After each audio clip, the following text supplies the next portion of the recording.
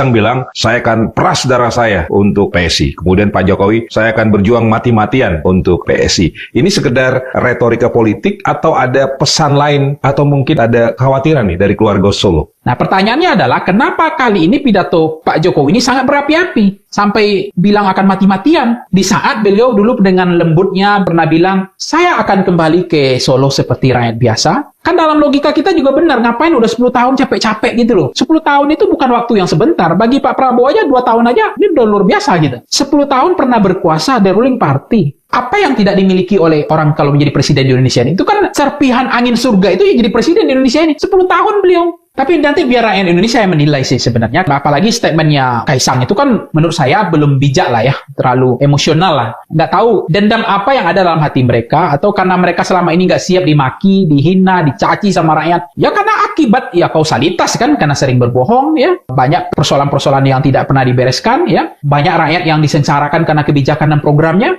Makanya pertanyaan saya begini. Saya mau uji 2009 ini. Kita oleh pemilih di Uganda sana, itu apakah akan menormalisasi orang pembohong yang menyengsarakan rakyat selama ini kebijakannya? Kan waktu itu BBM naik terus, listrik naik terus, ya kan? Sembako nggak karu-karuan, pajak naik terus, tanah rakyat direbut, dijadikan PSN. Itu penderitaan apa yang kurang oleh rakyat pada masa itu? Di era Jokowi. Di era Jokowi, ya kan? Bagaimana hutang 600 triliun per tahun warisannya hari ini. Hutan habis dibabat izinnya, ya kan? Hilang hutannya. Kemudian tambang ugal-ugalan, kemudian hilirisasi, izin, gila-gilaan. Rampasan perang di Kejaksaan hari ini dipamerkan. Itu kan 10 tahun warisan sebenarnya. Apa kurang menderitanya rakyat itu loh? Dengan semua kebijakan itu, banyaknya proyek-proyek mangkrak hari ini nggak jalan. Dibangun bandara hanya demi proyek Kertajati dan seterusnya. WUS itu hari ini juga nggak tahu mau ngapain lagi tuh. Karena akan ada tol lagi ke Bandung kan. Sangat tidak efisien sebenarnya kan. IKN juga udah terlanjur ruang rakyat terkubur di sana. Nggak mungkin lagi itu ditunda, diberhentikan oleh Presiden Prabowo. Nggak bakal mungkin. Karena kalau itu dilakukan, dia sama dengan presiden sebelumnya. Ada iri dengki hasad bahwa